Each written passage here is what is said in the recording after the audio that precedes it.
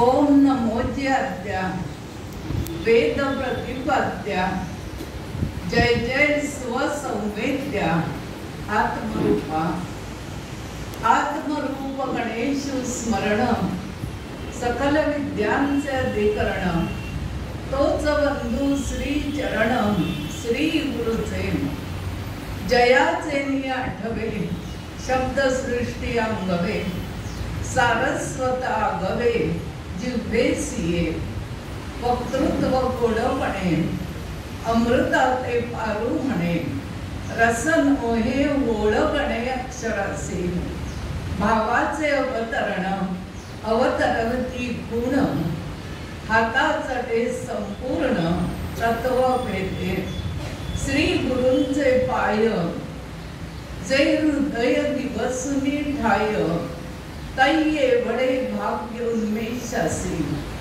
श्री कृष्ण गोविंद हरे मुरारे हे नाथ नारायण वासुदेव प्रद्युम्न दामोदर विश्वनाथ मुकुंद विष्णु भगवन नमस्ते श्री गोपाल कृष्ण भगवान की जय। संत श्रेष्ठ श्री ज्ञानेश्वर महाराज की जय। श्री गुरुदेव दत्त अंबा माता की जय। श्री लक्ष्मी केशवाय नमः। आज मंडळात तब्बल 26 वर्षांनी पसायदान या विषयावर बोलते। 1996 साली गीता धर्म मंडळाच्या ज्ञानेश्वरी प्रबोध या घेतलेल्या पहिल्याच परीक्षेत महाराष्ट्रात प्रथम येण्याचा मान मला मिळाला। सगळ्या पेपरमधून ही गोष्ट जाहीर झाल्यावर पहिलं आमंत्रण कोणी पाठवलं असेल तर पार्ल्याच्या लोकमान्य सेवा संघानं। त्यावेळी इतका माझा अभ्यास नव्हता तरी सुद्धा लोकमान्य सेवा संघात जाऊन भाषण देणं ही तितकीशी सोपी गोष्ट नव्हे। पासून तयारी करून हा विषय तिथे प्रथम आणला आणि मग अनेक ठिकाणी विविध ठिकाणी म्हणजे पसायदानावरचं माझं भाषण कितवं आहे ते संख्येत सांगणं कठीण आहे। पसाय याचा अर्थ पसास आहे। पसा प्रसाद नेहमी 2 हातांमध्ये घ्यायचा, दोन्ही हात जोडलेले हवे, घट्ट जोडलेले हवे, म्हणजे मिळालेला प्रसाद खाली पडणार नाही। अनेक जण दळभद्री असतात, प्रसाद मिळतो पण खाली पडला, रुमालात बांधून पर्समध्ये ठेवला आणि विसरून गेलो खायचंय। आणि काही जण आपल्याला मिळालेला प्रसाद सगळ्यांना वाटत सुटतात। जो कार्यक्रम अनुभवतो, जो पूजेला दर्शनाला जातो त्यानंच प्रसाद खावा असं सांगितलंय। कारण कर्माचं फळ हे कर्म करणाऱ्यालाच मिळत असतं, बाकी नाही। पसायदान गात असताना असे हात करून बसावं, कोंजळ पुढ्यात घेऊन नमस्कार करून बसू नये।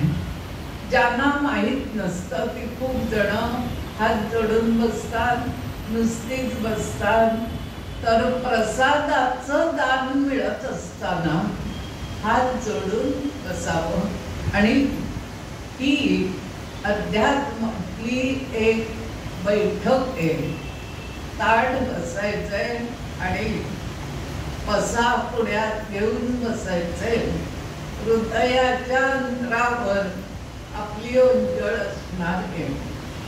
कुठेतरी नव्हे तर हृदयापासून मनापासून आपण हा प्रसाद ग्रहण करणार. तीर्थ घेताना उजवा हात वर ठेवावा आणि डावा हात खाली ठेवावा. कर्म दोन्ही हातांनी केलं जातं. तीर्थ थोडंच द्या असं म्हणावं, कारण खूपदा तीर्थ सांडतं. तर तीर्थ कधी जमिनीवर पडू देऊ नये. खूप जण तीर्थाचा हात डोक्याला पुसून टाकतात, पण तीर्थामध्ये मध घातलेला असतो आणि या मधामुळे डोक्याला आपण हात पुसला तर मध आहे, साखर आहे, दही, दूध, तूप, मध, साखर 5 गोष्टी आहेत. दूध 1 ग्लास घेतलं तर दही अर्धा ग्लास घ्यायचंय. दही, दूध, त्यानंतर तूप, तूप पाव ग्लास घ्यायचंय. ग्लास इतका मोठा घेऊ नका, छोटासा घ्या, पंचपात्री घ्या, छोटं फुलपात्र घ्या. त्याच्या निम्मे दही, दुधाच्या निम्मे दही, दह्याच्या निम्मे तूप, तुपाच्या दही, दूध, तूप, मग मध आणि थोडीशी साखर. हे पंचामृत किंवा तीर्थ बनवण्याची पद्धत आहे. खूप माणसं येणार म्हणून उगीच दूध भरपूर घालू नका. तीर्थ खूप गोड नसतं. तुम्ही कधी पिठापूर या गावी गेला तर तीर्थामध्ये गुलकंद घातला जातो आणि ते तीर्थ अतिशय सुंदर लागतं. कधीतरी श्रावण महिन्यात येईल तर तीर्थ करताना थोडासा गुलकंद त्यात टाकून बघा, म्हणजे तशी चव आपल्याला मिळेल. पसाय म्हणजे प्रसाद. या प्रसादाचं दान घेत असताना ज्ञानेश्वर महाराजांनी काय म्हटलं? ग्रंथ लिहून पूर्ण झाला. 9,000 ओव्या त्यांनी लिहिल्या. 90,000 शब्द लिहिले. एका ओवीमध्ये 10 शब्द आहेत. ओव्या गेय आहेत आणि ओव्या गाता येतात. आज ज्ञानेश्वर महाराजांना समाधी घेऊन 728 वर्ष झाली, तरी त्यांची आठवण, त्यांचं चरित्र आणि त्यांची ज्ञानेश्वरी ही आपण वाचतो. समजा आपण वारीला जाऊ शकलो नाही तर वारी ज्या दिवसापासून निघाली त्या दिवशी घरात ज्ञानेश्वरी वाचायला सुरुवात करा आणि 18 ते 20 दिवसात वारीतली माणसं पंढरपूरला पोचतात आणि आपली ज्ञानेश्वरी घरात वाचून पूर्ण होते. अख्खा दिवस वाचत बसायला नको. वारीतली माणसं सबंध दिवस चालत असतात, पण रोज 3 तासाची बैठक मारली तर 18 दिवसात ज्ञानेश्वरी वाचून पूर्ण होते. मी अनेकदा वारीमध्ये गेले नाही, पण आमच्या घरामध्ये अशा प्रकारे ज्ञानेश्वरी मी वाचत आलेली आहे. वयाच्या 27व्या वर्षी ज्ञानेश्वरी आणून गेली जवळजवळ 43 वर्ष ज्ञानेश्वरीची आणि माझी संगत सुटली नाही.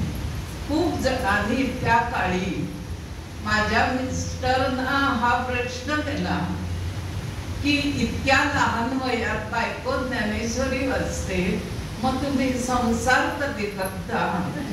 पण संसार करून अध्यात्माचं आपण आनंद घेऊ शकतो हे मी स्वतः अनुभवलं.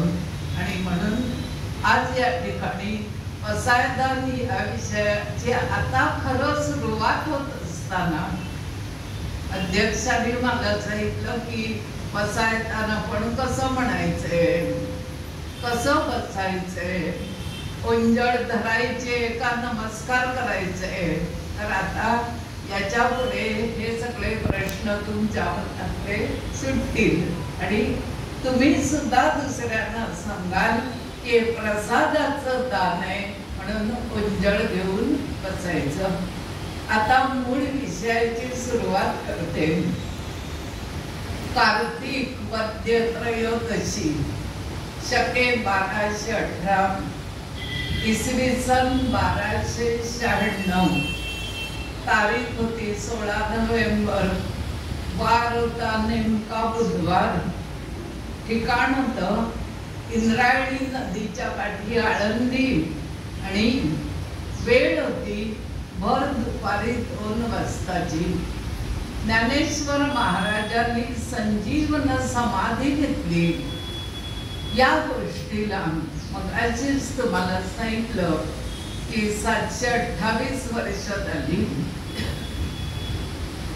महाराष्ट्राच्या आध्यात्मिक आणि सांस्कृतिक जीवनाची साक्षेपपूर्वक जडणघडण करण्यासाठी ज्या व्यक्तींनी आपल्या प्रज्ञेची आणि प्रतिभेची सगळी सामर्थ्य पणाला लावली त्यामध्ये ज्ञानेश्वरांचं कार्य हे महत्वाचं आहे असं आपल्याला दिसतं. 15-16 वर्षाचा तरुण मुलगा 3 भावंडांच्या सान्निध्यात राहिला. समाजाची अत्यंतिक अवहेलना त्यानं स्वीकारली. लौकिक अर्थानं शिक्षण काहीही नाही.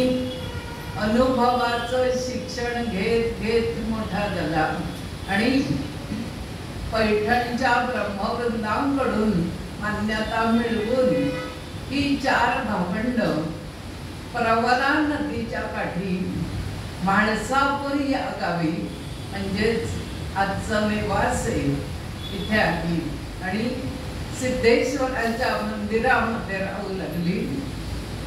तिथे राहत असताना निवृत्तीनाथाने ज्ञानेश्वरांना गीतार्थ उलगडून दाखवण्याची आज्ञा केली. नुसतं सांगितलं नाही, आज्ञा केली. ज्ञानेश्वरांनी एक दिवशी दुपारी पैसाच्या खांबाला ते टेकून बसले.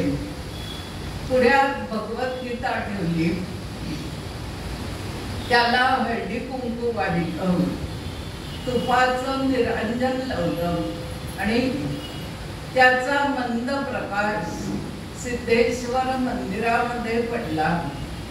ज्ञानेश्वर बोलू लागले आणि सच्चिदानंद बाबा कुलकर्णी यांनी ज्ञानेश्वरी लिहून घेतली. ते बोलत होते, सच्चिदानंद बाबा लिहून घेत होते, निवृत्तीनाथ ऐकत होते. असं नेवास्याला 3.5 वर्ष रोज दुपारी हा कार्यक्रम चालू होता. असं करता करता वृत्ती रहित स्थान तो निवृत्ती, वृत्ती रहित स्थान तो निवृत्ती, वृत्ती रहित स्थान जाणीवेवर येतं त्याला म्हणतात ज्ञान. ज्ञानेश्वर ज्ञान नेहमी आपल्या कर्मातून प्रसरण पावतं आणि एक एक पायरी जीवनात आपण वर वर चढत जातो. तोच सोपान म्हणजे सोपानदेव. आणि कर्माची संगता आयुष्यभर नुसतं काम करण्यात नाही तर त्या त्या वयात ते काम पूर्ण करून टाकण्यात आहे असं जी सांगते ती आहे मुक्ताबाई. फुलांची नावं काय ठेवावी असा मोठा प्रश्न आजकाल घरात आलेल्या एकुलत्या एक मुलाचं नाव काय ठेवू असा मोठा प्रश्न पडतो. अलीकडेच एका कुटुंबानं आपल्या नातीचं नाव श्लेष्मा असं ठेवलं आणि ते नाव ऐकल्यावर अतिशय हसू आलं, कारण श्लेष्मा म्हणजे शेंबूड असा अर्थ होतो. नवीन काहीतरी नाव दिसलं म्हणून ठेवलं असं करू नका. नाव निवृत्ती ज्ञानेश्वर, सोपान आणि मुक्ताबाई यांच्यासारखं काहीतरी अर्थपूर्ण असावं. संबंध भगवद्गीतेचा अर्थ सांगत सांगत 18व्या अध्यायातला तो 78वा श्लोक तिथपर्यंत ज्ञानेश्वरी येऊन पोचले. हा श्लोक आहे. संजय उवाच, 78वा श्लोक. या श्लोकामध्ये सारथी संजय असं सांगतो की अर्जुनालाच विजय मिळणार, कारण अर्जुनाच्या पाठीमागे भगवंत उभे आहेत. मग आपला जो सारथी आहे त्याला सुद्धा जर इतकी खात्री आहे पांडवांना जय मिळणार, कौरवांना नाही, हे उत्तर संजयानं सांगितल्यावर श्लोक आहे. यत्र योगेश्वरा कृष्ण यत्र पार्थो धनुर्धरा तत्र श्री विजयो मुतीर ध्रुवानिती मतीर मम. जिथे योगेश्वर कृष्ण मार्गदर्शक आहेत आणि धनुर्धर पार्थ स्वतः लढतोय, तिथेच विजय निश्चित आहे. कारण राजलक्ष्मी, विजय, कल्याण आणि राजनीती हे त्यांनाच लाभतात ज्यांच्या पाठीमागे भगवंत उभा आहे. हे संजयानं उत्तर दिलं आणि भगवद्गीतेच्या 18व्या अध्यायातला 78वा श्लोक समाप्त झाला. या श्लोकावर भाष्य लिहिताना ज्ञानेश्वरांनी लिहिलं, चंद्र तेथे चंद्रिका, शंभू तेथे अंबिका, संत तिथे विवेका असणे किजे, दया तेथे धर्मो, धर्मो तेथे सुखागमू, सुखी पुरुषोत्तमू असे जैसा, वसंत तिथे वने, वने तेथे सुमने, सुमने आलिंगिते सारंगाची, गुरु तेथ ज्ञान, ज्ञानी आत्मदर्शन, दर्शनी समाधानाती जैसा, म्हणून जिया पाही उभा, जो लक्ष्मीची वल्लभा, येथ स्वैर सिद्धी स्वयंभा येरणे. ज्ञानेश्वर महाराजांनी इतक्या सुंदर शब्दात समजावलं. सूर्य उगवला की प्रकाश पडणार, चंद्र उगवला की चांदणं दिसणार, झाड लावलं की त्याच्या फांद्या वाढणार आणि शेजाऱ्यांना आपल्या लावलेल्या झाडाचा त्रास होणार. शरीर आहे तिथे अवयव असणार, धान्य आहे तिथे त्याला कोंडा असणार, घरात आरसा लावला की त्याच्यावर धुरळा येणार. या सगळ्या गोष्टी जशा ठरलेल्या आहेत तसं ज्याच्या पाठीमागे भगवंत उभा आहे त्याला या 4 गोष्टी मिळाल्याशिवाय राहणार नाही. अर्जुनाच्या पाठी भगवंत उभे आहेत सारथी म्हणून. म्हणून संजय सांगतो की या युद्धामध्ये जय अर्जुनाचा होणार आणि तिथे गीतेचा शेवटचा श्लोक समाप्त होतो. ज्ञानेश्वर महाराज म्हणतात की देव आहे, दिसत नसला तरी आहे, कोणती तरी शक्ती आहे, याच्यावर मी सांगतो म्हणून तुम्ही सगळ्यांनी विश्वास ठेवा. कारण मुलांना अभ्यासासाठी एक टेबल बनवून घ्यायचं तर आम्हाला सुताराकडे जावं लागतं. किती छान सांगितलं बघा.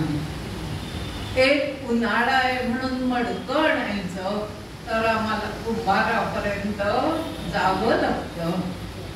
नवीन सण आहे, बायकोला दागिना बनवायचे तर आम्हाला सोनाराकडे जावं लागतं.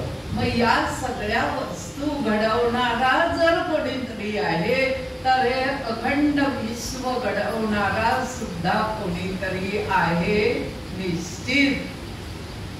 इतक्या सुंदर सोप्या शब्दामध्ये ज्ञानेश्वर ज्यावेळी या गोष्टी सांगतात त्यावेळी आपला विश्वास बसतो की परमेश्वर आहे, विश्वनियंता कोणीतरी आहे, आपण नसतो. मी मडकं बनवू शकत नाही, मी टेबल बनवू शकत नाही, मी गळ्यातली माळ बनवू शकत नाही, पण बनवणारा जो कोणी असतो तोच असतो ईश्वर. मडकं बनवणारा सुद्धा ईश्वर आहे. तर ही गोष्ट प्रत्येकानं लक्षात ठेवा. मग ज्ञानेश्वर असं म्हणाले की अनेक जण मी म्हणजे देह असं म्हणतात, पण मी म्हणजे देह नाही, मी करता भोगता नाही, तर मी सच्चिदानंद ब्रह्मस्वरूप असून त्या विश्वनियंतानं मला इथे जन्माला पाठवलं ते काहीतरी काम करण्यासाठी पाठवलं असेल. मग ते घरातलं काम असेल, ऑफिस मधलं असेल, कोणतंही असेल, पण तुम्ही वेळ घालवण्यासाठी जे काम पत्करलं ते या दोन्ही हातांनी उत्तम काम करा. दोन हातांनी केलेल्या कामाचा जो प्रसाद आहे तो प्रसाद सुद्धा दोन्ही हात जोडूनच तुम्ही घ्या. ज्ञानेश्वर लिहितात, तरी पुरोहित पुढे मी बोलिलो म्हणे पुरे, काही तुम्ही माऊलीकडे उपसई जो. ओहळे हेची करावे, गंगेचे झांग टाकावे, मग ती गंगा नव्हे ताई तो काहीतरी. मी खूप काही सांगितलं तर ते तुम्ही माझी आई होऊन समजावून घ्या. कारण आई सारखं आपल्या मुलांना समजून घेणारं कोणी नसतं. ओहोळानं काय करावं, ओहोळ पाण्याबरोबर वाहत जावं आणि एक दिवशी गंगेला मिळावं. तसं माझ्या गुरुनी आज्ञा केली म्हणून मी बोलू लागलो, बोलत गेलो. आता मला बरं वाटतंय. पण गीतेवरचं भाष्य लिहून माझं पूर्ण समाधान झालं नाही, कारण इथे त्यांना मर्यादा होती गीतेच्या श्लोकांवरच लिहायचं. मग त्यांच्या मनातले जे आध्यात्मिक विचार आहेत ते त्यांनी अमृतानुभव मधून सांगितले, चांगदेव पाशिष्टी मधून सांगितले आणि हरिपाठाच्या अभंगातून त्यांनी सांगितले. सगळे ग्रंथ नाही वाचता आले. इथे चांगदेव 65 आज सभागृहात तुम्ही सगळ्यांनी ऐकलेली आहे. अमृतानुभव 5 दिवस तुम्ही ऐकलेलं आहे. हरिपाठाचे अभंग हे सोपे आहेत. तुमच्यापैकी अनेक जण संध्याकाळी ते 29 हरिपाठ नेहमी म्हणत असाल. त्यामध्ये हरी हे नाव 108 वेळा आलेलं आहे. मग हरी हरी हरी म्हणत न बसता 29 हरिपाठाचे जरी तुम्ही अभंग म्हटले तरी सुद्धा 108 वेळा हरीचं नाव घेतल्याचं समाधान तुम्हाला होईल. रामकृष्ण हरी वासुदेव हरी हा कोणतीही इच्छा तुम्हाला नसेल तर हा आनंद देणारा उत्तम मंत्र आहे. रामकृष्ण हरी वासुदेव हरी, रामकृष्ण हरी वासुदेव हरी म्हणावं. राम पण त्यात आहे आणि कृष्ण पण त्यात आहे. जो तुम्हाला आवडेल तो मंत्र रोज 1 माळ तरी जपावा, ज्यामुळे आनंद तर मिळतोच आणि एक पुण्याचा साठा सुद्धा आपल्या जवळ होतो. तरी पुरोहित पुढे या त्या ओवीनंतर त्यांनी पसायदान मागितलं. 18व्या अध्यायात अगदी शेवट 1993 ते 2001 अशा ज्या ओव्या आहेत त्या पसायदानांच्या ओव्या ग्रंथाच्या शेवट दिलेल्या आहेत. आपण पसायदान गेली 27 वर्ष गात आलो. शेवट ज्यावेळी पसायदानाचं होतं सुखिया झाला. आम्ही एकदाच इथे म्हणतो आणि थांबतो, कारण ज्ञानेश्वर महाराजांनी सुद्धा शेवट सुखिया झाला असं एकदाच म्हटलं, 3-3दा म्हटलं नाही. आपण काही पट्टीचे गायक नाही की सुखिया झाला सुखिया झाला आपण नुसतं पसायदान मागतो आहोत त्यावेळी एकदाच आपण म्हणतो. लता मंगेशकर सारखं गायचं झालं गाणं म्हणून तर तुम्ही ते 3 वेळा म्हणू शकता. त्यांनी पसायदान मागितलं. एवढा मोठा ग्रंथ लिहिल्यावर आपण असा ग्रंथ लिहिला असता तर परमेश्वराला म्हटलं असतं मलाच काय ते सगळं दे. ज्ञानेश्वरांनी पसायदानामध्ये हा ग्रंथ वाचणाऱ्याला काय ते दे असं पसायदान मागितलं. आता विश्वात्मके दिवे येणे वाग्यज्ञे तोषावे तोषोनी मत त्यावे पसायदान नाही. या विश्वात्मक देवापाशी पसायदान मागितलं. पण इथे विश्वात्मक देवे म्हणजे निवृत्तीनाथांना त्यांनी विश्वात्मक देवे म्हटलं की तुम्हीच माझे सर्व काही आहात. माता पिता मोठा बंधू आहे, गुरु आहे, सखा आहे, मित्र आहे, सगळं तुम्हीच आहात. तर तुम्हीच मला हे पसायदान द्या. आता विश्वात्मके देवे येणे वाग्यज्ञे तोषावे. 9000 90,000 शब्द 3.5 वर्ष मी बोललो. वाक्यज्ञ बोलणं हा सुद्धा एक यज्ञ आहे. कारण बोलताना सुद्धा अग्नी प्रज्वलित होत असतो. आवाज आपला तापत निघाला की गाणं सुंदर होतं. काय सुचवा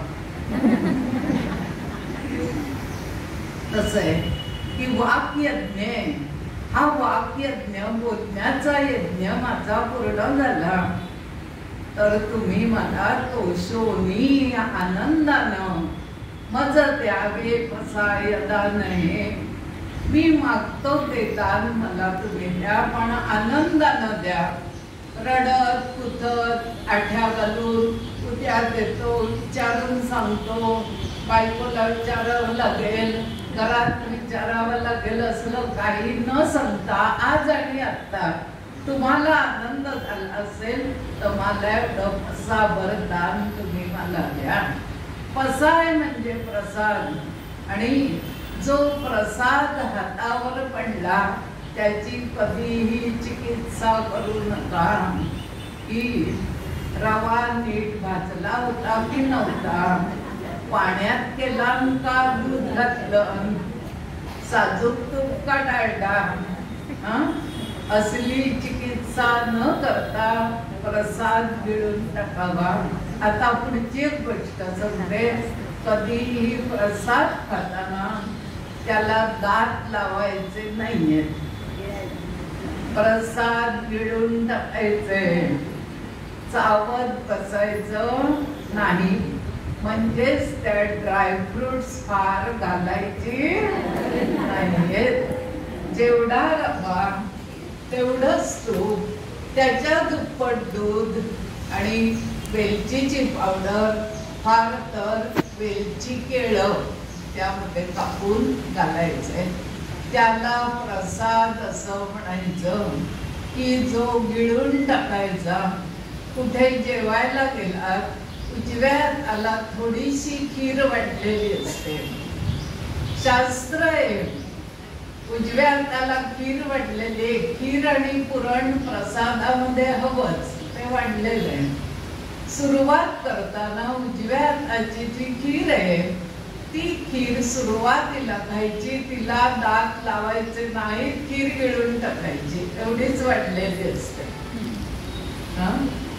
कदाचित काहींना माहित नसेल की प्रसाद म्हटलं का गिळून टाकायचंय, दात लावायचे नाहीत.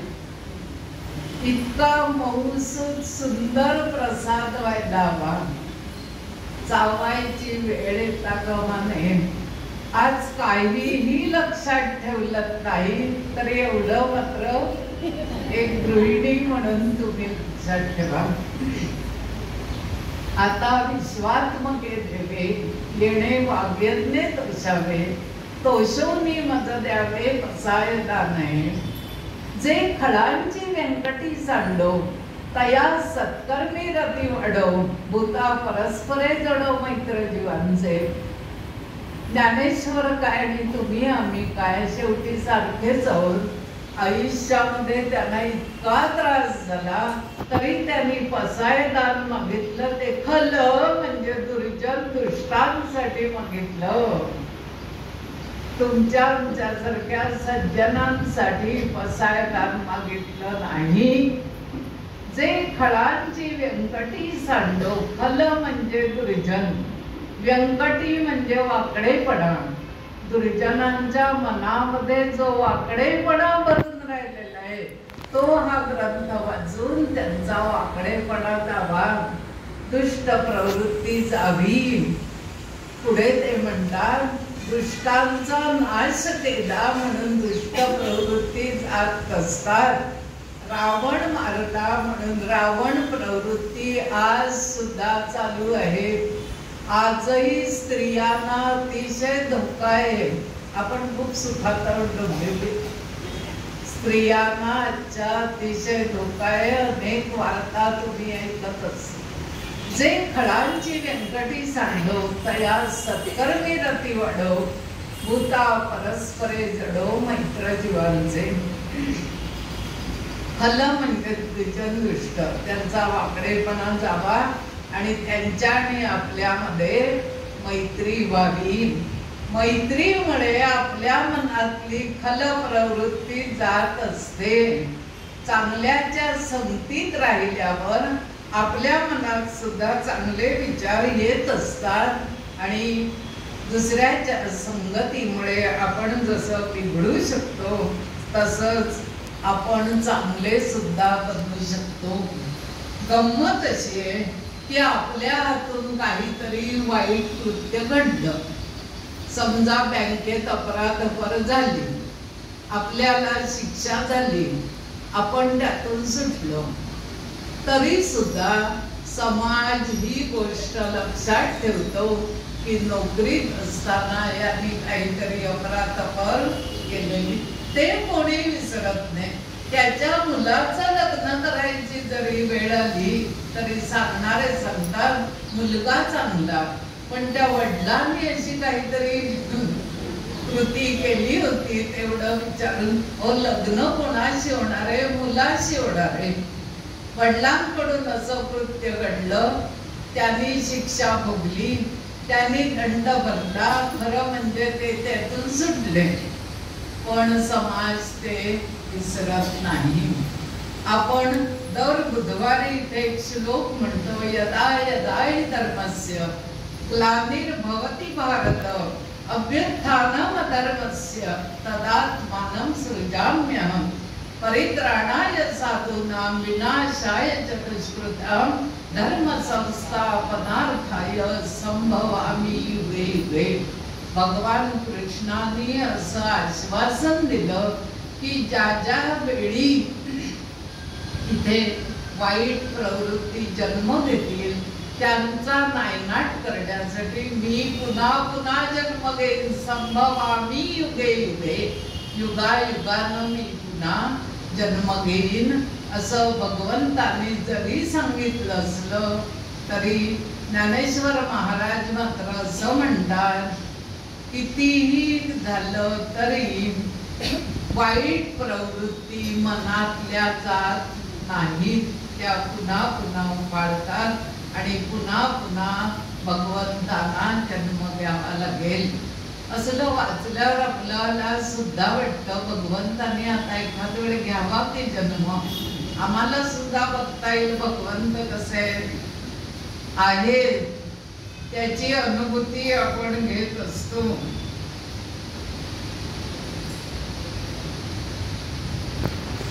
अपराध आपल्यातून घडला, शिक्षा झाली, आम्ही ते विसरत नाही. वाल्या कोळी बघा, आज सुद्धा अभ्यासक्रमामध्ये वाल्या कोळ्याची गोष्ट आहे. पण वाल्या कोळी कसा वागत होता त्याच्यावर 8 ओळी आहेत आणि तो सुधारून वाल्मिकी कसा झाला हे फक्त 2 ओळीत सांगितले. हे बघितल्यावर आपल्याला गंमत वाटते. रामकृष्ण परमहंसांकडे 5 विद्यार्थी शिकायला होते. त्यांना नदीवर आंघोळीला पाठवलं आणि त्यातल्या एका मुलाला असं दिसलं की नदीच्या काठी जे झाड आहे त्या झाडावरून एक विंचू पाण्यात पडला. या मुलानं झाडाचं एक पान काढलं आणि त्या पानावर विंचवाला लगद उचललं. या विंचवानं ताबडतोब त्या विद्यार्थ्याला प्रसाद दिला, चावला विंचू त्याला. ही मुलं ओरडत रामकृष्णांकडे परत आली.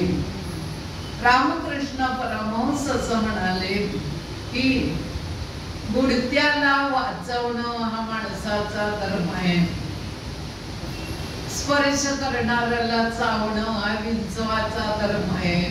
आणि तुम्ही माझ्याकडे ओरडत आलात, आता तुझं विष उतरवणं हे गुरु म्हणून माझं कर्तव्य आहे.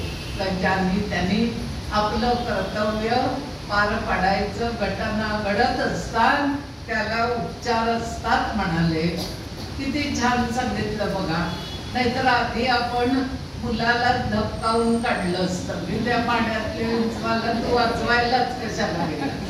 आता आधी काय बघायला हवं, तो होय होय ओरडतोय, त्याला औषधोपचार करायला हवा आणि मग काय ते त्याला समजवायला हवं. अनुभवातून आपण हे सगळं समजत असतो. दुरितांचे तिमिर जावो, विश्व स्वधर्म सूर्ये पाहो, जो जे वांछील तो ते लावो प्राणी जात. दुरित म्हणजे दुर्जन, तिमिर म्हणजे अंधार. दुर्जनांच्या मनातला अंधार नष्ट व्हावा आणि या विश्वामध्ये स्वधर्म रूपी सूर्याचा उदय व्हावा. स्वधर्म हा प्रत्येकाचा वेगवेगळा असतो. मानवाचा धर्म वेगळा, पक्ष्यांचा धर्म वेगळा, पशूंचा धर्म वेगळा. वाघ कितीही तुम्हाला चांगला वाटला घरात आणून त्याला ठेवायचं नाहीये. कुत्रा मांजर सुद्धा त्यावेळी जाऊ शकतो आपल्याला, त्याच्यावर 100% भरवसा तुम्ही ठेवू नका. जो जे वांछील तो ते लाहो प्राणी जात. हा ग्रंथ वाचण्यापूर्वी प्रत्येकाने एक संकल्प करावा की मी ज्ञानेश्वरी हा ग्रंथ कशासाठी वाचते आहे. मग वाचल्यावर जो जे वांछील, ज्यांनी जी इच्छा केलेली आहे, संकल्प केलेला आहे, तो त्याचा संकल्प पूर्ण झाल्याशिवाय राहणार नाही. पण संकल्प करताना सुद्धा स्वतःचा विचार करून संकल्प करा.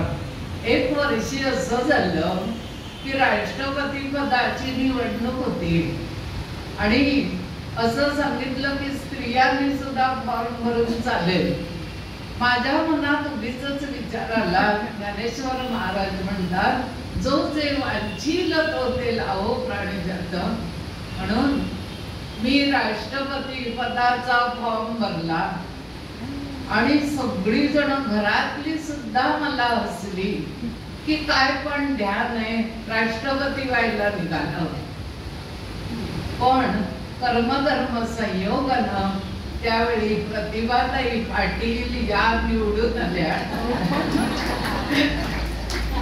मग मी थोडक्यात आनंद मानून घेतला की मला जरी राष्ट्रपती पद मिळवायची इच्छा होती तरी कोणीतरी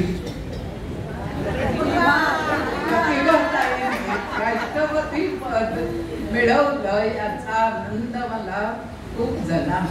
शेर्पा तेनसिंग एव्हरेस्ट शिखर सर करायला त्याने कित्येक वर्ष लागली पहिल्यांदा चढले लगेच वर पोचले असं झालं नाही.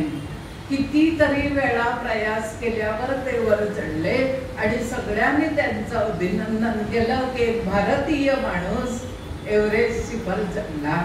त्यांच्यानंतर शेकडो माणसं एव्हरेस्ट शिखर चढली, पण पहिले कोण चढले तर शेर्पा तेनसिंग चढले. 1976 साली मी त्याला प्रत्यक्ष बघितलं आणि त्याला भेटून आलो आम्ही दार्जिलिंगला. सुंदर घर आहे एव्हरेस्ट म्हणून. काय काय आपल्या आयुष्यात घडत असतं आपण काही सांगू शकत नाही. वर्षात सकल मंडळी ईश्वरनिष्ठांची मांदियाळी, अनवरत भूमंडळी भेट तू भूतान. ज्ञानेश्वरांसारखी अशी सज्जन माणसं आपल्याला पुन्हा पुन्हा भेटायला हवीत. वर्षात सकल मंडळी, वर्षातून पुन्हा पुन्हा भेट व्हावी. ईश्वरनिष्ठांची मांदियाळी. ज्ञानेश्वर महाराज म्हणतात की ईश्वरनिष्ठ व्हायला शिका. आज प्रत्येक जण नश्वरनिष्ठ व्हायला लागलाय. जे जे नष्ट होणार त्याच्या पाठीमागे आम्ही धावणार. सगळं नष्ट आहे हो. एकदा जर का आपला देह पडला, हात विलग झाले की सगळं नष्ट आहे. तरी आमची घरं नुसती भरलेली आहे. सध्या मी त्याच पंचायतीत आहे, कारण घराला थोडी रंगरंगोटी आणि काही आवश्यक गोष्टी करण्यामध्ये आम्ही सध्या 15 दिवस गुंग आहोत. आणि मी अक्षरशः काल संध्याकाळी डोक्याला हात लावून बसले होते की हे कशाला इतका जंजाळ आपण प्रमाणे केला. किती भांडी, किती कपडे, किती खरंच जरुरी आहे का इतकं आपण गोळावून टाकतो. आणि आज मग कवाडीवाला बोलवून आणला आणि खूप सुंदर स्वच्छ करून गेला. तो बरंच सामान देऊन टाकल्यावर आता पुन्हा सगळ्यांनी ठरवलंय घरातल्या अजिबात जास्त करायचे नाही, थोडक्यात राहायचं वगैरे. पण पुन्हा 4 वर्षांनी ही स्थिती होईल याबाबत आपल्याला अगदी आम्ही निशंक अवतरण. अनवरत भूमंडळी भेट तू भूतान. अशी सज्जन माणसं पुन्हा पुन्हा भेटावी, या भूतलावर भेटावी. आपण आयुष्यात एकदा शेगावला जातो, एकदा गोंदवलेला गेलो, एकदा शिर्डीला गेलो, व एकदा जाऊन काय कळणार. पुन्हा पुन्हा जात राहिलं तर त्या संत सज्जनांच्या विचारांचा पगडा आमच्यावर पडणार. आम्ही मुळी ज्याला त्याला सांगतो मी शेगाव बघून आले. तू बघून येणारी कोण? तू काय इन्स्पेक्टर आहे शेगाव बघून येणारी? काय करायचंय? शेगावला जाऊन पाया पडायचंय, नमस्कार करायचंय, रागा करायचा नाही. किती वेळ रांगेत उभं राहावं लागलं तरी हरकत नाही. आनंदानं तिथे जायचंय. MIDCत एक बाई होत्या, आयुष्यात एकदा, आता त्या नाहीये का?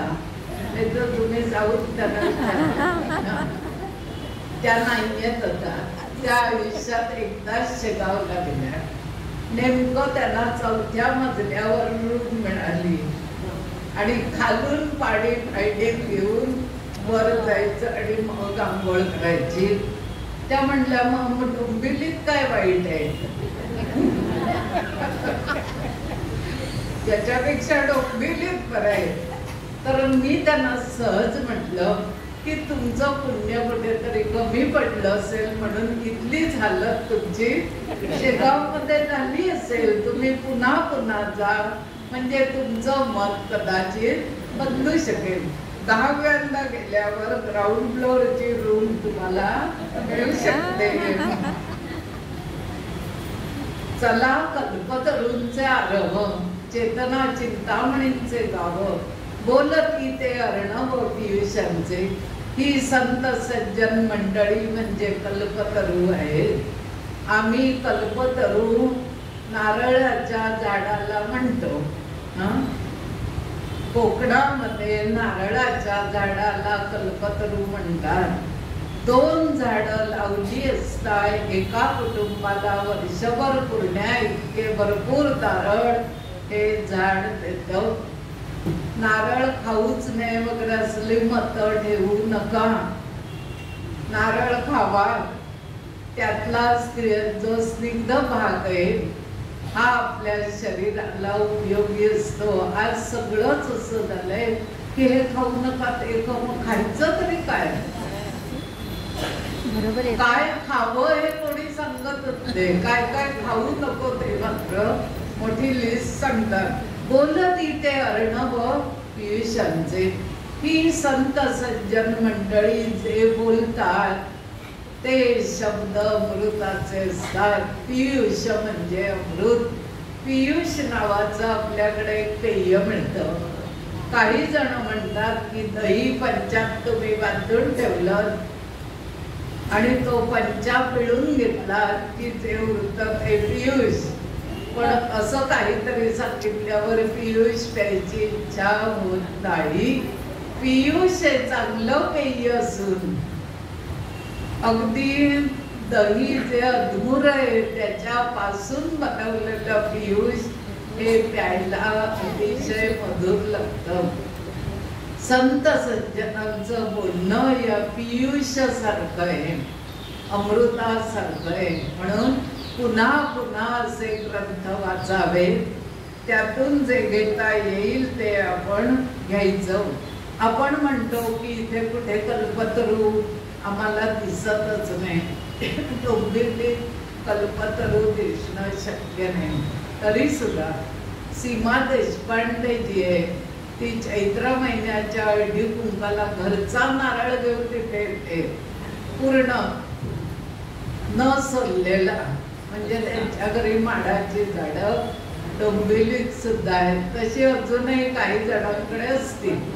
जे इथे काय आणतात ते आमच्या लक्षात राहतं. आणलं नाही तर लक्षात राहणार नाही.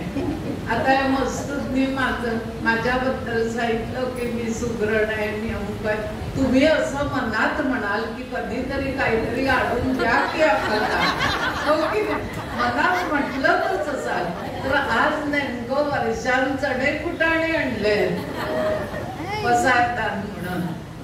काहीतरी सुंदर वड्या पिढ्या लाडू तर कळणार की ओळख करून गेली ते गोष्ट आणि ते वाटलेला प्रसाद हे दोन्ही खरं आहे. किंबहुना चंद्रमेजे लांछनम मार्तंडचे तापहीनम ते सर्वाही सदा सज्जन सोयरे होतो.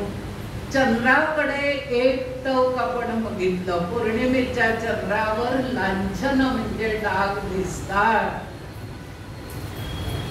पूर्ण चंद्र तेजस्वी दिसत नाही, त्याच्यावर डाग दिसतात. ते डाग म्हणजे दुसऱ्या ग्रहांच्या त्याच्यावर पडलेल्या सावल्या असतात. पण पृथ्वीवरून आपण म्हणू शकतो की चंद्रावर सुद्धा डाग आहे. पण या संत सज्जनांच्या जीवनामध्ये डाग पडला असा कोणताही क्षण आपण सांगू शकत नाही. जे सर्वाही सदा सज्जन सोयरे होतो.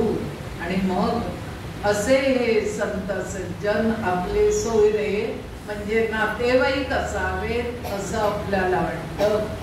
आम्हाला आधीच आमचा सोयरा कोण, सोय म्हणून आमच्याकडे येतो तो सोयरा का. काही जण येतात की मुंबईत काम आहे ना मग यांच्याकडे जाऊ. तो कोण सोयरा, सोय म्हणून आपल्याकडे येणारा तो सोयरा. ज्याच्याशी आपलं नातं जुळलं जावं असा संत सज्जन आपला सोयरा व्हावा असं आपल्याला वाटतं. आपले सोयरे आपल्याला नको असतात खूपदा आणि दुसरे कोणतरी सोयरे आपण जोडलेले असतात. जे खरे सोयरे ते लग्न मंडपात अगदी मुहूर्ताला येऊन ठेवतात आणि आपली जोडलेली माणसं असतात.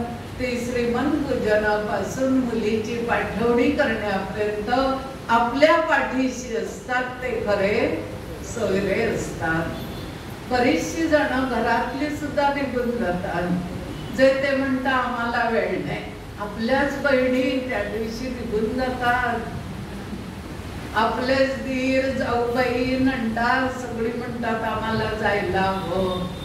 मग आता आमच्या मुलीची पाठवडी आम्हाला करणं भाग आहे. आम्ही जोडलेली काही माणसं असतात ती थांबतात.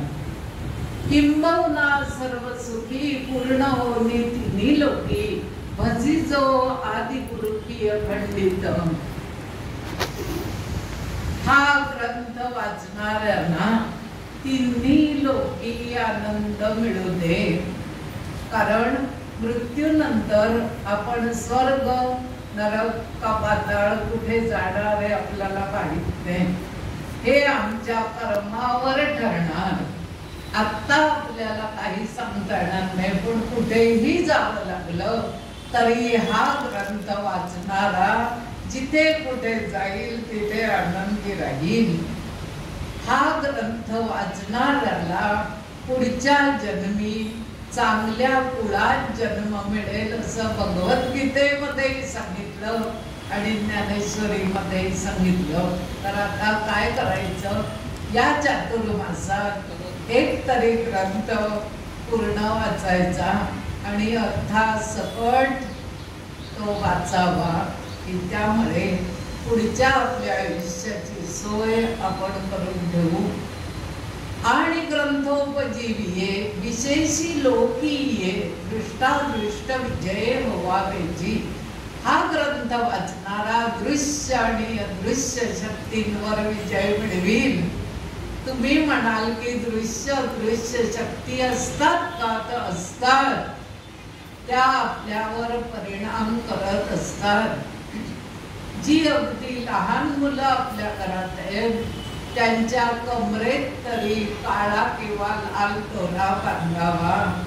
त्यामुळे दृश्य दृश्य शक्तींवर आपला प्रभाव राहतो.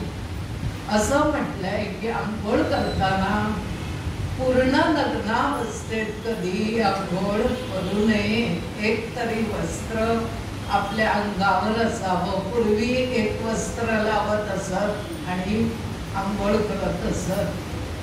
करत असलो तरी ही गोष्ट चूक आहे, कारण दृश्य दृश्य शक्ती कुठे असतील आणि आपल्या देहावर त्या परिणाम करतील हे सांगता येत नाही. खूप घाबरून वगैरे जाऊ नका, पण अशा शक्ती असतात. बारक्या झरोक्यातून खिडकीतून त्या आपल्याकडे बघत असतात. किडामुंगीपासून बारक्यासारख्या प्राण्यांच्या डोळ्यातून त्या आपल्याकडे बघत असतात. आपल्याला कळत नाही. हो, कॅमेरे सुद्धा लावले जातात की, हो की नाही? मग ते सुद्धा काय दृश्य शक्तीच येते, पण आम्हाला ते कळत नाही. ज्या चुका आपण करत असू त्या अशा व्याख्यानातून आपण सुधारायचे. तर दृश्य दृश्य शक्तीवर हा ग्रंथ वाचणारे विजय मिळवू देत. येथ म्हणे श्री विश्वेश्वराव हा होईल तान बसाव. येणेवरे ज्ञान देवो सुखिया झाला. आणि या 8 ओव्यांमध्ये काय मिळू दे, काय होऊ दे असं ज्ञानेश्वर त्यांनी स्वतःसाठी काही मागितलं नाही. ग्रंथ वाचणाऱ्यांचं काय होऊ दे ते त्यांनी सांगितलं. आणि 8 ओव्या म्हणून झाल्यावर 9व्या ओवीमध्ये निवृत्तीनाथांनी पटकन म्हटलं, येथ म्हणे श्री विश्वेश्वराव. विशेषराव म्हणजे ज्ञानेश्वरांच्या जीवनातले गुरु विश्वेश्वराव हा होईल दान बसाव. हे दान तू जे मागतोस 8 ओव्या तू म्हटल्यास यामध्ये जे जे मागितलंस ते मी तुला दिलं. येणेवरे ज्ञान तो सुखिया झाला. निवृत्तीनाथांनी ज्ञानेश्वरांना फसायला दिलं आणि ज्ञानेश्वर हा ग्रंथ लिहून सुखी झाले. ते साल होतं 1218. त्यानंतर चांगदेव 65 लिहिली, अमृतानुभव लिहिला, सर्वसामान्यांसाठी हरिपाठाचे अभंग लिहिले.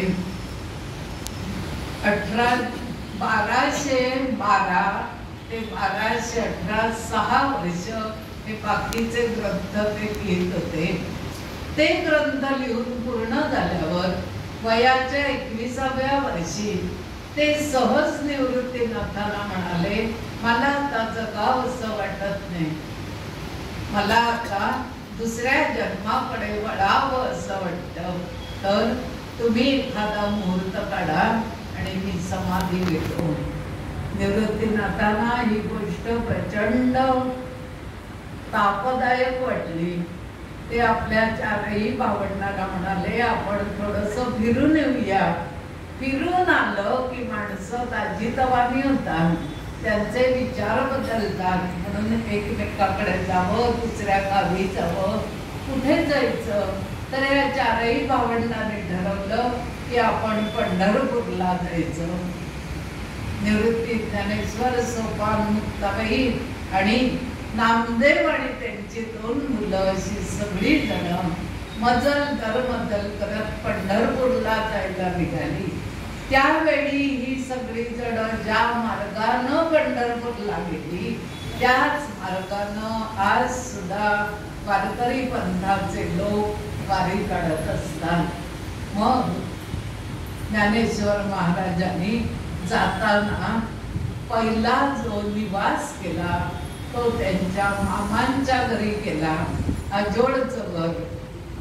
असं म्हटलंय तुमच्या पत्रिकेमध्ये 6व्या स्थानामध्ये चंद्र असेल तर तुम्ही आजोळच्या घरी किंवा मामाच्या घरी वर्षातून एकदा तरी जाऊन या, तुम्हाला आनंद मिळाल्याशिवाय राहणार नाही. घरी पटकन जायचं आणि काय करायचं,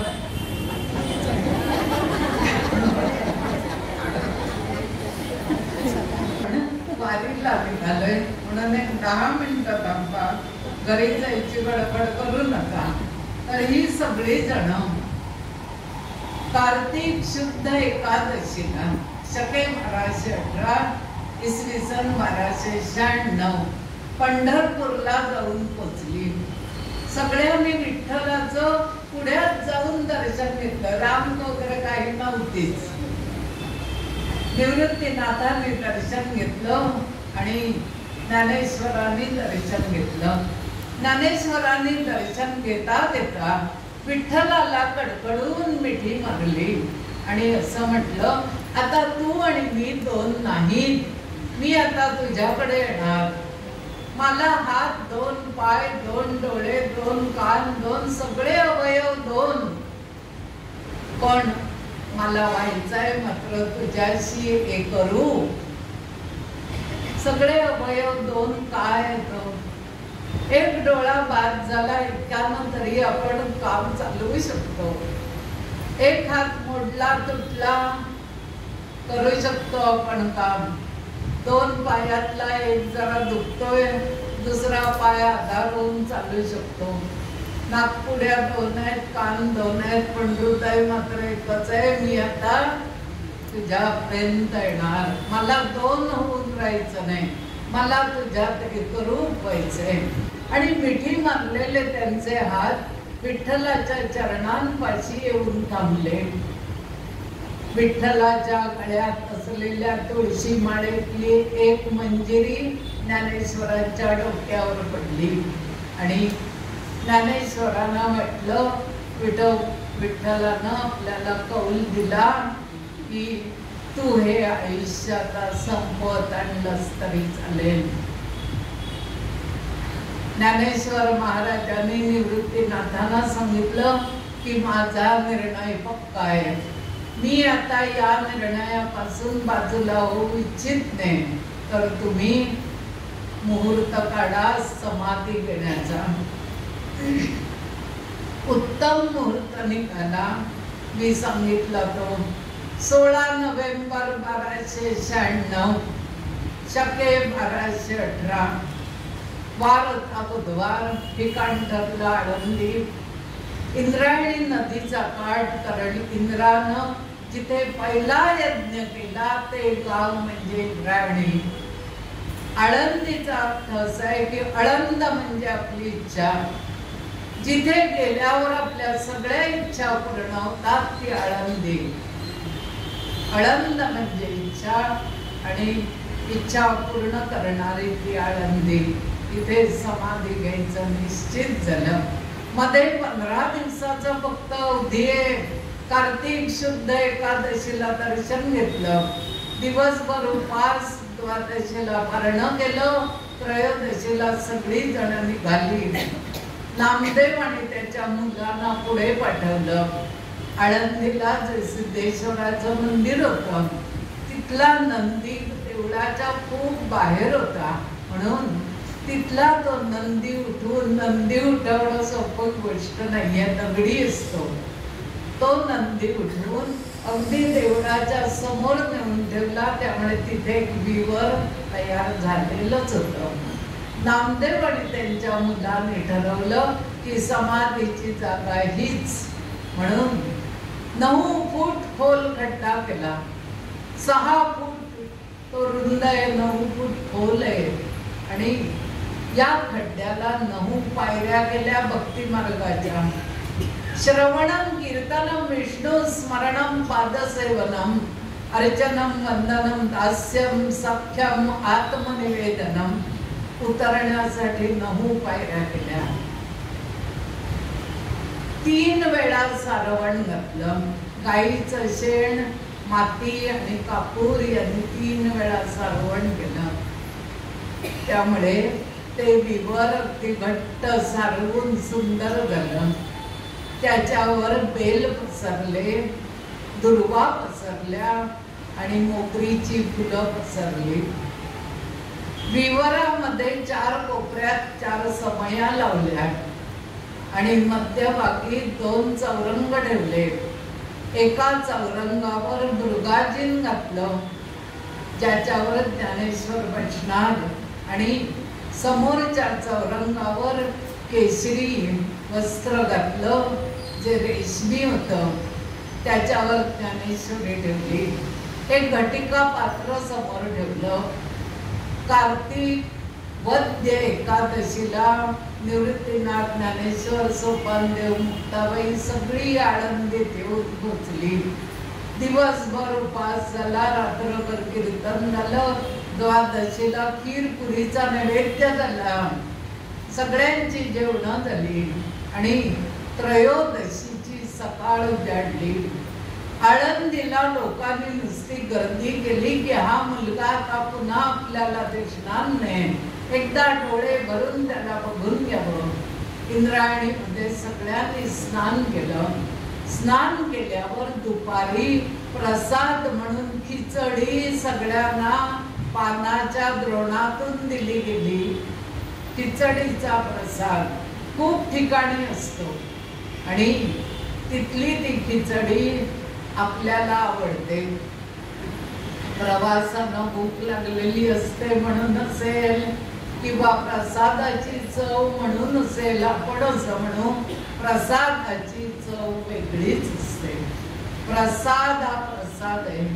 पूजा केल्याशिवाय केलेला जो शिरा आहे तो प्रसादासारखा कधीच होत नाही.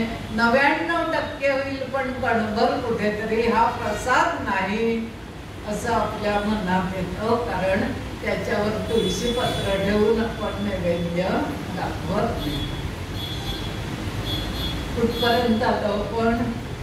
तयारी झाली, सगळी जण येऊन पोचली. हा मुलगा दिसणार नाही, सगळी डोळे भरून त्याच्याकडे बघत होती.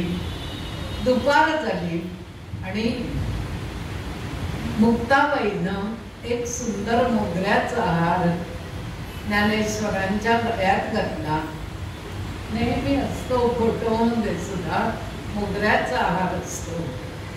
कुंकुम तिलक लावला, आपल्या भावाला ओवाळलं, त्याला नमस्कार केला आणि हा ज्ञान सूर्य संजीवन समाधी घेण्यासाठी निघाला. निवृत्तीनाथाने त्याचा हात हातात घेतला. तेवढ्यात एका झाडाच्या फांदीचा दंड हातात ज्ञानेश्वरांनी धरला आणि हा धरलेला दंड पहिल्या पायरीवर त्यांनी रोवला नोव्हेंबर महिन्यात 16 नोव्हेंबर आणि पुढे मृग नक्षत्र लागलं. रोवलेला जो दंड होता त्याला बारीक बारीक पानं फुटली. तोपर्यंत हा कुठच्या झाडाचा दंड आहे ते ओळखता येत नव्हतं म्हणून सगळ्यांनी त्याला अजान वृक्ष असं म्हटलं, ज्याचं नाव माहीत नाही असा वृक्ष. पुढच्या मृग नक्षत्राला छोटी छोटी पानं फुटली आणि पानांनी पूर्ण आकार धारण केला. तो पिंपळ वृक्ष झाला. तो दंड धरला आणि तोच पुढे पिंपळ वृक्ष आळंदीमध्ये निर्माण झाला. निवृत्तीनाथांचा हात हातात घेऊन 4 पायऱ्या खाली उतरले तर पुढ्या विठ्ठल रखमाई त्यांचा हात हातात घेऊन पुढची 5 पायऱ्या उतरवून घेण्यासाठी उभे होते. ज्ञानेश्वरांनी सगळ्यांना नमस्कार केला. चौरंगाच्या भोवती 3 प्रदक्षिणा घातल्या. मृगाजिनावर ते जाऊन बसले. पुढ्यात ज्ञानेश्वरी ठेवली होती ते वाचू लागले आणि वाचता वाचता 9वा अध्याय समोर आला. 9वा अध्याय भक्ती योगाचा एक उत्तम मार्ग सांगितला. तो अध्याय पुढ्यात आला. ते वाचू लागले. तेवढ्यात घटिका पात्रानं सूचना दिली की घटिका भरत आली. निवृत्तीनाथाने ज्ञानेश्वरांच्या डोक्यावर हात ठेवला आणि ज्ञानेश्वरांनी आपल्या हाताने आपले डोळे मिटून घेतले. त्यावेळी ज्ञानेश्वरांच्या हृदयातून एक ज्योत निघून विठ्ठलाच्या हृदयापर्यंत जाताना निवृत्तीनाथाने बघितली. म्हणून निवृत्तीनाथांनी विठ्ठलाला नमस्कार केला. माझं कर्तव्य आज पूर्ण झालं. हा सगळा भाग आपण सांगू शकतो कारण नामदेवांनी त्याच्यावर काही ओव्या लिहून ठेवल्या. नामदेव असं म्हणतात की संजीवन समाधीसाठी निघालेले ज्ञानेश्वर कसे दिसत होते हे तर प्रणवाचे मूळ, कल्पद्रुमाचे फळ, बंद मोक्षाचे निर्माण, आकाशाचे पहिलं तीर, सकल कलांची कला, परमानंदाचा पुतळा, जीवीचा जिव्हाळा, सर्वज्ञतेचा ओलावा. तुलसी आणि बेल अंधरले, दुर्वा दर्भभरी टाकिले मोकळे, पुष्पे ती सकळे समर्पिली. जाऊन ज्ञानेश्वर बैसले आसनावरी, पुढे ज्ञानेश्वरी देवी आली. ज्ञानदेव म्हणे सुखी केले देवा, पाद पद्मी ठेवा निरंतनम. 3 वेळा जेव्हा जोडिले करकमळा, झाकियले डोळा ज्ञानदेवी. भीम मुद्रा डोळा निरंजनी, लीन झाले पूर्ण ब्रह्म ज्ञानदेव. नामा म्हणे आता लोकला दिनकर, बाप ज्ञानेश्वर समाधिस्थ.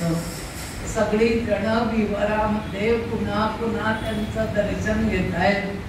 ज्ञानोबा माऊली, तुकाराम माऊली असा गजर सगळी जण करतायत. तो दिवस होता कार्तिक वद्य त्रयोदशी, शकेवाराची 18 तारीख होती 16 नोव्हेंबर.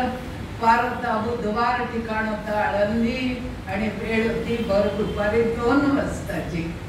वर्णन असं केलं की या दिवसापासून सोन्याला सुगंध सोडून गेला. प्रश्नांनी उत्तराचा ध्यास घेतला. अनेक स्वर होते पण 7च स्वर राहिले, बाकीचे गेले. कापूर जळला पण वास मागे राहिला. सूर्य जणू भर दुपारी अस्ताला गेला आणि सगळे वृक्ष सुद्धा त्यावेळी निश्चय झाले. सगळ्यात कठीण प्रसंग नामदेव आणि मुलांना निभवावा लागला. त्या विवरावर एक मोठी शिळा ओढत आणून त्याने ठेवली. ती ठेवत असताना निवृत्तीनाथांनी ज्ञानेश्वरांना नमस्कार केला. तू माझ्यापेक्षा छोटा, ज्याचा मृत्यू आधी होतो त्याला लहान का मोठा नाही, तो मोठा समजून नमस्कार करायचा असतो. निवृत्तीनाथ म्हणाले, ज्ञानेश्वरा, तू 21 वर्ष 3 महिने 5 दिवस या जगतामध्ये राहिलास, आपलं काम पूर्ण करून निघून गेलास, तर तुला मी नमस्कार करतो आणि असं सांगतो की तुझ्यासारखी व्यक्ती आणि तू लिहिल्यासारखा ज्ञानेश्वरी ग्रंथ या जगतात पुन्हा कोणीही लिहू शकणार नाही आणि तुझ्यासारखी व्यक्ती पुन्हा जन्म घेणार नाही. धन्यवाद.